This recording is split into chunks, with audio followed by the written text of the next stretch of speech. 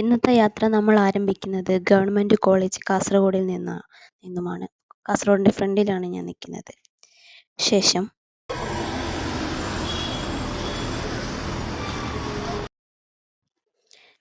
റോഡിൻ്റെ മറുവശം എത്തിയതിന് ശേഷം വാട്ടർ അതോറിറ്റി കഴിഞ്ഞ് അടുത്ത് തന്നെ യമഹയുടെ ഷോറൂമുണ്ട്. യമഹയുടെ ഷോറൂമിൻ്റെ ലെഫ്റ്റ് ഭാഗത്തൂടെയുള്ള റോഡിലൂടെ നമ്മൾ നമ്മുടെ സ്ഥലത്തേക്ക് പോവുകയാണ്. നമ്മൾ എത്തിയിരിക്കുന്നത് വേറെ എവിടെയുമല്ല, ഫയർഫ്ലൈസ് എന്ന് പറയുന്നൊരു NGOയിലേക്കാണ്. ഫയർഫ്ലൈസ് എന്ന് പറയുന്നത് ഒരു നോൺ പ്രോഫിറ്റബിൾ ഓർഗനൈസേഷൻ ആണ്, ബേസ്ഡ് ഇൻ കാസർഗോഡ്, കേരള. ഇത് സ്റ്റാർട്ട് ചെയ്തത് വോളണ്ടിയറിംഗ് പ്ലാറ്റ്ഫോമാണ് for the youth, and now we addressing in the needs of youth in Kasaragod.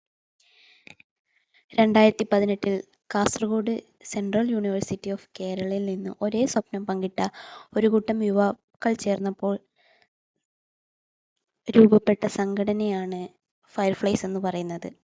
അതിൻ്റെ ഒരു ചെറിയൊരു ഹബ്ബാണ് വിദ്യാനഗറിലുള്ള ചിമ്മിണിക്കൂട് എന്ന് പറയുന്നൊരു പ്ലേസ്.